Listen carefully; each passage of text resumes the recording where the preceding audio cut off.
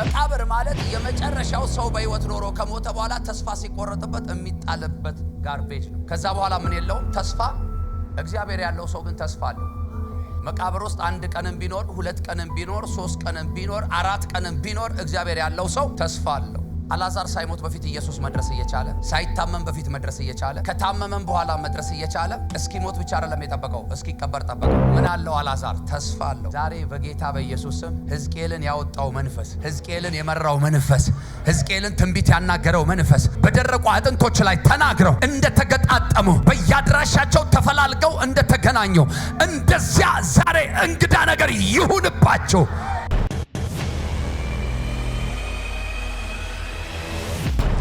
መጽሐፍ ነው። በጌታ በኢየሱስ ስም አንቦት። የእግዚአብሔር እጅ በላይ ነበር። እግዚአብሔርን በመንፈሱ አወጣኝ፣ አጥንቶችም በሞሉባት ሸለቆ መካከል አኖረኝ። በእነርሱም አንጻር በዙሪያቸው አሳለፈኝ። እነሆም በሸለቆ ፊት እጅግ ብዙ ነበር፣ እነሆም እጅግ ደርቀው ነበር። እርሱም የሰው ልጅ ሆይ እነዚህ አጥንቶች በሕይወት ይኖራሉን አለኝ። እኔም ጌታ እግዚአብሔር ሆይ አንተ ታውቃለህ አሉ። እርሱም እንዲህ አለኝ፣ በእነዚህ አጥንቶች ላይ ትንቢት ተናገር፣ እንዲህም በላቸው እናንተ የደረቃችሁ አጥንቶች ሆይ የእግዚአብሔርን ቃል ስሙ። ጌታ እግዚአብሔር ለእነዚህ አጥንቶች እንዲህ ይላል፣ እነሆ ትንፋሽን አገባባችኋለሁ፣ በሕይወትም ትኖራላችሁ። ጅማትን እሰጣችኋለሁ፣ ሥጋንም አወጣባችኋለሁ፣ በእናንተ ላይ ቁርበትን እዘረጋለሁ፣ ትንፋሽንም አገባባችኋለሁ፣ በሕይወትም ትኖራላችሁ። እኔም እግዚአብሔር እንደሆንኩ ታውቃላችሁ። እንዳዘዘኝም ትንቢት ተናገርኩ።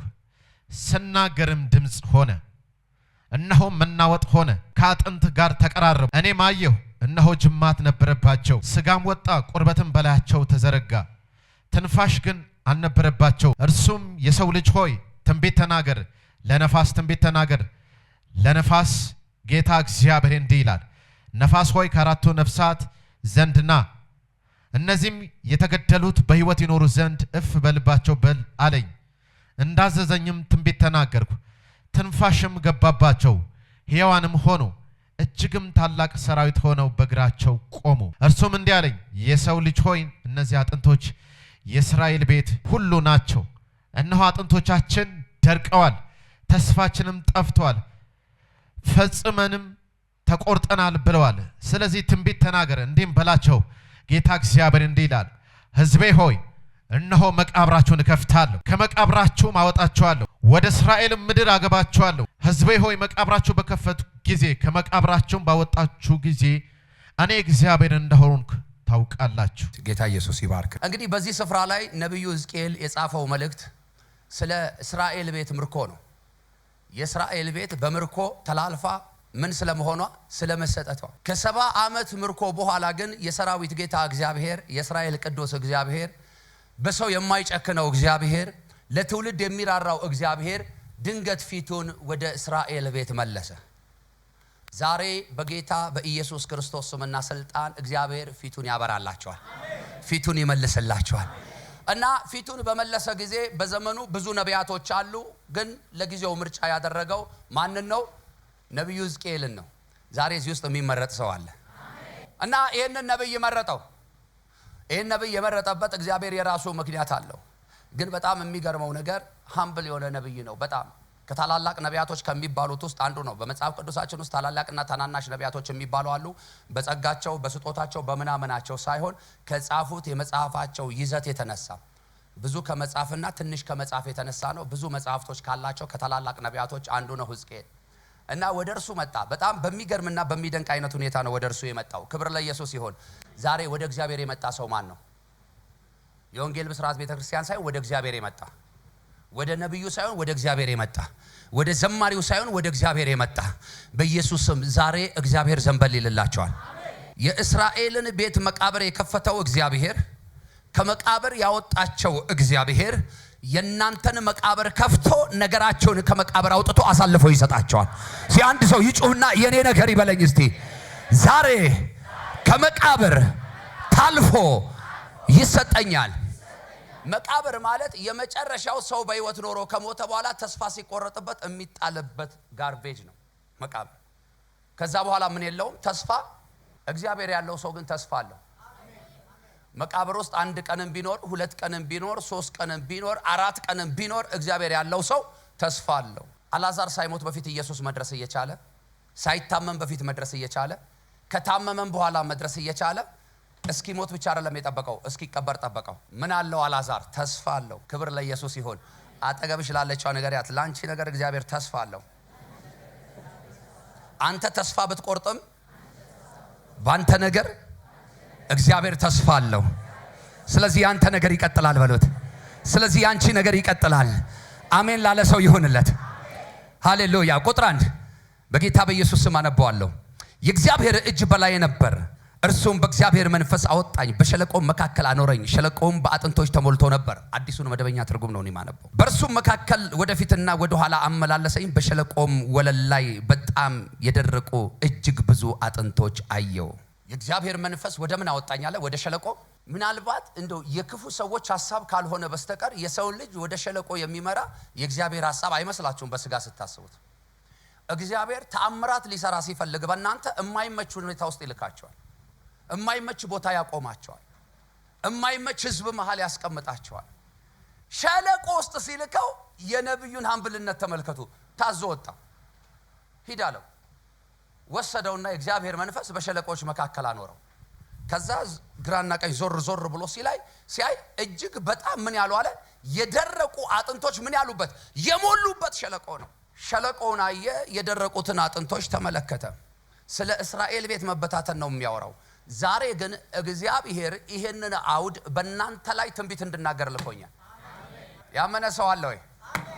የእስራኤልን ቤት ያነሳው እግዚአብሔር፣ የእስራኤልን ቤት የጎበኘው እግዚአብሔር፣ የእስራኤልን ሕዝብ እንደገና በክብር በሞገስ ያቆመው እግዚአብሔር የኔና የእናንተን ነገር መስራት ያቀተዋል።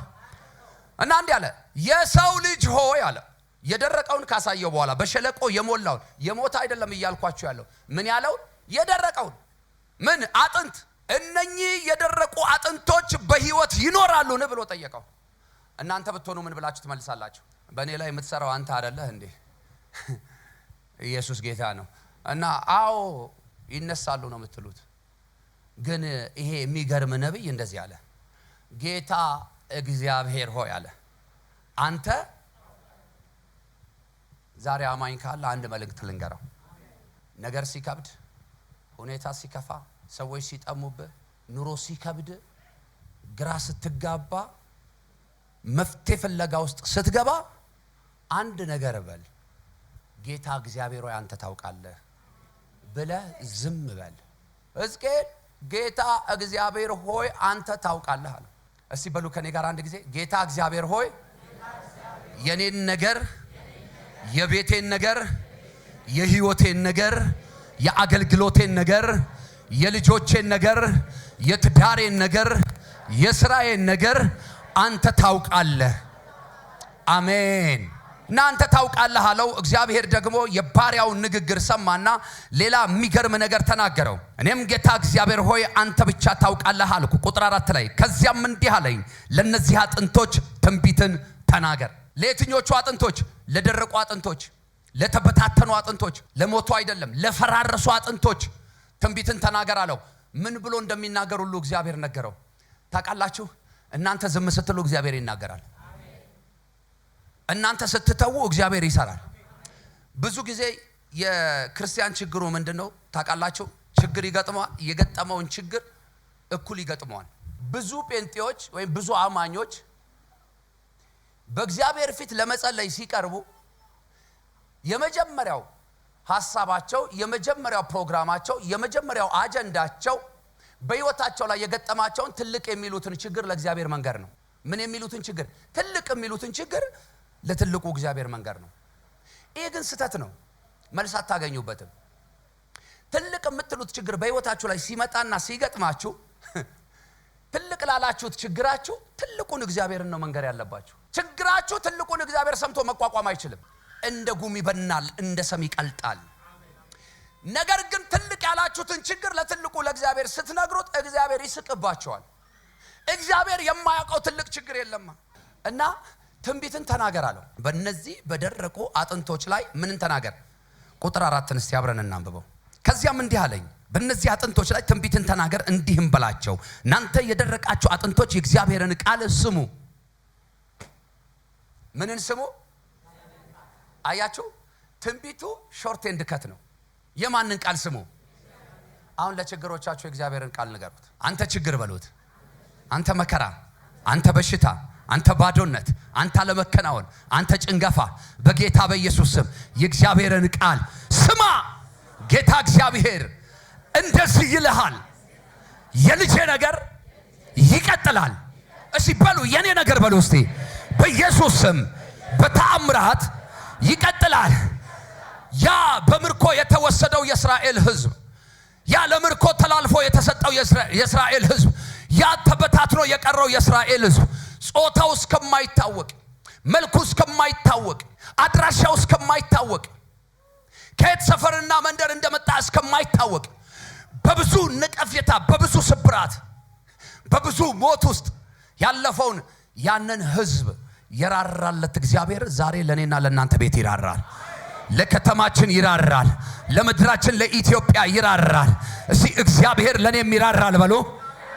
እግዚአብሔር ለምድሬ ለኢትዮጵያ ይራራል በሉ። እግዚአብሔር አያልፈኝም በሉ።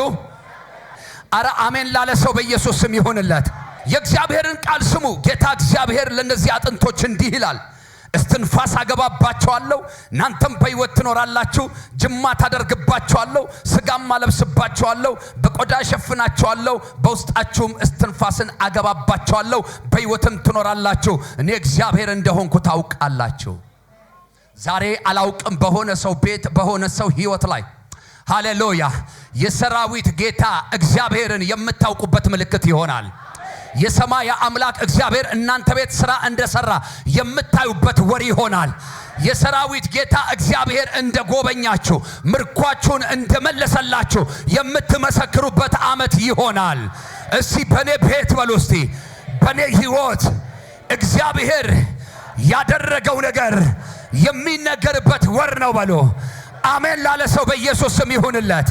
አሜን ላለች እህት ይሁንላት። አሜን ላለ ወንድም ይሁንለት። ስለዚህ እንደታዘዝኩት ትንቢትን ተናገርኩ። ትንቢትን በምናገርበት ጊዜ ዋው የኮሽኮሽታው ድምፅ ተሰማ። አጥንቶችም አንድ ላይ ሆኖ አጥንት ከአጥንት ጋር ተጋጠመ። እኔም ተመለከትኩ፣ ጅማትም ነበረባቸው፣ ሥጋው በላያቸው ታየ፣ ቆዳም ሸፍኗቸዋል፣ እስትንፋስ ግን በውስጣቸው አልነበረም። ትንቢትንም ምን አልኩ አለ? ተናገርኩባቸው። ማ ተናገር ሲለው ለካ ትንቢት መናገር የሚቻለው እናንተዬ እግዚአብሔር ሲያዝ ብቻ። እግዚአብሔር ዝም ካለ ዝም ነው የሚባለው። እግዚአብሔር ከተናገረ ደግሞ ያለ መከልከል ነው መናገር። ክብር ለኢየሱስ ይሁን። ከዛ እግዚአብሔርም ትንቢትን ተናገረባቸው አለ። እርሱ ምን አለ? ትንቢትን ተናገረባቸው። በሚገርምና በሚደንቅ ሁኔታ ምን ሰማሁ አለ? ኮሽኮሽታ ድምፅ ተሰማ አለ በደረቁ አጥንቶች መካከል በሸለቆ ውስጥ። እናንተዬ አይገርማችሁ? አያችሁ ትንቢት ወይም የእግዚአብሔር ቃል ነገሮችን የመፍጠር አቅም እንዳለው ትመለከታላችሁ። አጥንቱ ኦሬዲ ምን ብሏል? ደርቋል። ሥጋ የለውም፣ ጅማት የለውም። ነገር ግን ማግኔት ብረትን እንደሚስብ ምን ማለት ጀምሮ መሳሳብ ሲጀምሩ ኮሽኮሽታ ተፈጠረ። ድምፅ መሰማት ጀመረ። እነኚህ የደረቁ አጥንቶች ቅድም እንዳልኳቸው ዘራቸው አይታወቅም፣ ቀለማቸው አይታወቅም፣ ብሔራቸው፣ ቋንቋቸው፣ ጾታቸው አይታወቅም፣ ከየት እንደመጡ እነማን እንደሆኑ አይታወቁም። ነገር ግን ታውቃላችሁ የኮሽኮሽታው ድምፅ ምን ሲሆን ነው ካላችሁኝ፣ እጅ የእጅን ቦታ ፈልጎ ሲገባ፣ እግር የእግር ቦታ ፈልጎ ሲገባ፣ አይን የአይን ቦታ ፈልጎ ሲገባ፣ ጆሮ የጆሮ ቦታ ፈልጎ ሲገባ ኮሽኮሽታው ተሰማ። የደረቁ አጥንቶችም ምን አሉ ይላል? ተገጣጠሙ አለ። ምን ያዙ ማለት ነው? የሰው ቅርጽ ያዙ። ወይም ደግሞ ምንድነው የምትሉት? ሥጋ ከሰው ላይ ሲያልቅ አጽም ነው የሚባለው። የአጽም ቅርጽ ያዙ። ነገር ግን ምን የለባቸውም ማለት? እስትንፋስ የለባቸውም ማለት። እግዚአብሔር ከጀመረ ይጨርሳል። እግዚአብሔር ካስጀመረሽ ያስቀጥልሻል። እግዚአብሔር ከተናገረሽ እንደ ቃሉ ይሆናል። ብዙ ሰዎች እርግጠኛ ነኝ በአንድም በሌላም የሰማችሁት የትንቢት ቃል አለ በሕይወታችሁ ላይ። ልክ ዛሬ ነብዩ ሕዝቅኤል እንደተናገረው እንደዚህ የትንቢታችሁ ቃል አካል ለብሶ የምታዩበት ዘመን ደረሰ። ብቻ የሰማችሁት ድምፅ ከእግዚአብሔር ይሁን እንጂ፣ ብቻ የተናገራችሁ እግዚአብሔር ይሁን እንጂ፣ ብቻ የሰማችሁት እንደ እግዚአብሔር ቃል ይሁን እንጂ፣ ብቻ የተቀበላችሁት እንደ እግዚአብሔር ቃል ይሁን እንጂ፣ በጌታ በኢየሱስ ስም ይሄ ዓመት ሳያልቅ ትንቢታችሁ አካል ይለብሳል። ትንቢታችሁ አካል ይለብሳል። እና ታውቃላችሁ ተገጣጠሙ። ነገር ግን ምን የላቸውም አለ? እስትንፋስ የላቸውም። ቁጥር 9 በውስጣቸው እስትንፋስ ግን አልነበረም ካለ በኋላ ቁጥር 9 ላይ እንዲህ ይላል፣ ከዚያም እንዲህ አለኝ። ይገርማል። ለሶስተኛ ጊዜ የሰው ልጅ ሆይ ለነፋስ ትንቢትን ተናገር፣ ቢኮዝ ያለው አማራጭ ለነፋስ መናገር ነው። ማንም የለማ ከደረቁ አጥንቶች ውጪ በዙሪያው ላይ ትንቢት ሊሰሙ የሚችሉ እንደናንተ ቁጭ ብለውና ቆመው አሜን የሚሉ ሰዎች የሉ። ያሉት ምኖች ናቸው? የደረቁ አጥንቶች። ግን ምን ተጀምሮባቸዋል? ስራ ተጀምሮባቸዋል። ከዚያም እንዲህ አለኝ፣ የሰው ልጅ ሆይ ለነፋስ ትንቢትን ተናገር፣ እንዲህም በለው ጌታ እግዚአብሔር እንዲህ ይላል፣ ነፋስ ሆይ ከአራቱ ነፋሳት ዘንድ በሕይወት እንዲኖሩም በእነዚህ በተገደሉት ላይ እፍ በልባቸው። ስለዚህም እንዳዘዘኝ ትንቢትን ተናገርኩ፣ እስትንፋስም ገባባቸው፣ ሕያዋን ሆኑ፣ እጅግም ታላቅ ሰራዊት ሆነው በእግሮቻቸው ቆሙ። ለሁለተኛ ጊዜ ትንቢት ተናገር አለው። ከዛ አራቱንም ነፋሳት ምን በላለው? እዘዝ አለው። ከዛም እፍ በላለው። ከዛ እፍም አልኩባቸው፣ እስትንፋስም ገባባቸው ካለ በኋላ ሰው ሆኖ አይደለም የሚለው። ይሄ ብርቅ አይደለም። ብርቁ ምን እንደሆነ ታውቃላችሁ? እዚህ ጋር ኃያላን ሰራዊት ሆነው ምን አሉ? ቆሙ። አጃጃጃ አንድ ሰው ጮሆ አሜን ይበል። አንቺ ወድቋል የምትዩ፣ አንቺ ተሰብሯል የምትዩ፣ አንቺ ሞቷል ጠፍቷል አይቀጥልም የምትዩ ጉዳይ፣ በአንተ ዓለም ላይ ተስፋ የቆረጥከው ጉዳይ በእግዚአብሔር ዓለም ላይ አዲስ ሆኖ ስራ ይጀምራል። በእግዚአብሔር ዓለም ላይ ኃያል ሆኖ ስራ ይጀምራል። በእግዚአብሔር ዓለም ላይ የታጠቀ ሰራዊት ሆኖ ይቆማል። እና ኃያላን ሰራዊት ሆነው ቆሙ። አይገርማችሁም? ሰራዊት የሚለው ቃል ማለት ሰራዊት ማለት ስም አይደለም፣ ተግባር ነው። ሰራዊት የሚል ስም የሚሰጠው ለማን ነው? ለምን? ለብዙሃን ምኖች፣ ወታደሮች። ወታደር ታውቃላችሁ? አገራችን ላይ እንደው እኔ ለአንድ ቀን ፕራይም ሚኒስትር ሆኜ ብመረጥ ማለት ነው የመሆን እድል ቢሰጠኝ ምን እንደማደርግ ታውቃላችሁ? መጀመሪያ ኢትዮጵያ ላይ ማለት ነው ለአስተማሪዎችና ለወታደሮች እጥፍ የደሞዝ ጭማሪ። በኢትዮጵያ የደሞዝ እርከን የመጀመሪያ ተከፋዮች ነበር ማድረጋቸው። 2 የወታደር ቤተሰብ ብቻ ነው ያጨበጨበው። ይውላችሁ። እሺ፣ አንድ የአስተማሪ ቤተሰብ አይቻለሁ። ለምን እንደሆነ ታውቃላችሁ? ከእግዚአብሔር ቀጥሎ አገር የሚያቀኑ ሰዎች ናቸው። አሁን አንዳንድ ሰው እንደ ዶክተርስ እንደ እንቅልፋቶ የሚያድረው የሚሰፋው የሚቀደው የሰው ነፍስ የሚያስጠላው አስተማሪው ከሌለ ከየት ያመጣዋል ዶክተሬቱን? ኢየሱስ ጌታ ነው። እና ታውቃላችሁ ሰራዊት ማለት ብዙሃን ምኖች፣ ወታደሮች። ወታደር ደግሞ ዝም ብሎ አሁን ከዚህ ጉባኤ አንዱ ተነስቶ ሄዶ ወታደር መሆን አይችልም። ወታደር ለመሆን የሚያበቃው ነገር ሁሉ መሞከር መቻል አለበት። ያን ሞክሮ ካላለፈ ይመለሳል ወደ ኋላ። የወታደር ሰልፉ ብቻ አይደለም፣ ፈተናው ራሱ፣ ኑሮው ራሱ፣ ህይወቱ ራሱ በእውነት በጣም እኮ ጭንቅ እኮ ነው። እና ያንን ሁሉ ካለፈ በኋላ ነው ወታደር የሚባለው። ከዛ ያንን ሁሉ አልፎ መጥቶ ደግሞ ብቻውን ወታደር ይባላል። ሲቀላቀል ሰራዊት ይባላል። እነኚህ የደረቁና የተረሱ የተጣሉ ሞቱ የተባሉ ሳይሆን ተስፋ የተቆረጠባቸውን ነገር እግዚአብሔር ትንቢት ተናገር ካለው በኋላ ባሪያውን በደረቀው ነገር ላይ ትንቢት በተናገረ ጊዜ አጥንቶች ከአጥንቶች ጋር መጥተው ተገጣጠሙ። ከተገጣጠሙ በኋላስ ለሶስተኛ ጊዜ አሁንም እግዚአብሔር መጣና አሁንም አለ በእነዚህ አጥንቶች ላይ ምን በል? እፍ በልባቸዋል። ከአራቱም አቅጣጫ ነፋሳትን ጥራ አለው። አቤት የሰማይና የምድር ገዢው እግዚአብሔር የማይታዘዝለት የለም። ነፋሳት የሚታዘዙለት ጌታ። እፍም አልኩባቸው አለ። ኃያላን ሰራዊትም ሆነው በእግሮቻቸው ቆሙ። ምን አይነት ጉድ ነው በጌታ! በእጅ የሳልከው ስዕል እንዲህ መሬት ላይ የሳልከውን ስዕል እንኳን እፍ ብለህ ማስቆም አትችልም። እንኳን የደረቁ አጥንቶች። መልእክቴ አንድ ነው። ዛሬ እግዚአብሔር ሞት ያላችሁትን ጉዳይ፣ ጠፍቷል ያላችሁትን ጉዳይ፣ አይቀጥልም ያላችሁትን ጉዳይ ትንቢት ተናገርበት ብሎኛል። ያ ጉዳይ ይቀጥላል። እግዚአብሔር መቃብራችሁን ይከፍተዋል። ነገሮቻችሁን ከመቃብራችሁ ላይ ያወጣዋል። እግዚአብሔር የእግዚአብሔር ቃል የመፍጠር አቅም አለው። የመፍጠር ጉልበት አለው። እግዚአብሔር ቃሉን ሲናገር ዝም ብሎ አይናገርም። የእግዚአብሔር ቃል ሲወጣ ደግሞ ሳይሰራ አይመለስም። አንዳንድ ጊዜ ሁላችንም ቤት መጽሐፍ ቅዱስ አለ። ሁላችንም እናነበዋለን፣ ሁላችንም እንሰብከዋለን፣ እንናገረዋለን። ሊቀል አይደለም፣ ይባስ ሊከብድ ነው የሚገባል። የእግዚአብሔር ቃል በሁለት በኩል እንደተሳለ ሰይፍ ነው ይላል መጽሐፍ። ታውቃላችሁ እግዚአብሔር ይናገር እንጂ ከእግዚአብሔር አፍ የወጣ ቃል ይሁን እንጂ ስራ ሳይሰራ አይመለስም። ከትንቢቱ ቃሉን እመኑ። የእስራኤል ቤት ጉዳይ ከቀጠለ፣ የያዕቆብ ቤት ጉዳይ ከቀጠለ፣ የኔና የናንተ ጉዳይ የማይቀጥልበት ምክንያት የለም። በአንዱ በብላቴናው ነቢይ በሕዝቅኤል እግዚአብሔር ተናግሮ የእስራኤልን ቤት ነገር ካለመለመው ካቆመው፣ ክብር ለኢየሱስ ይሁን። የናንተ ነገር የማይቆምበት የማይለመልምበት ምክንያት የለም። አሁን ብዙ ሰው ብዙ ችግር ይዞ ነው የመጣው። መገለጥ አያስፈልገው። ብዙ ችግር፣ በቁጥር ብዙ በመጠን ትልቅ ችግር ይዞ መጥቷል።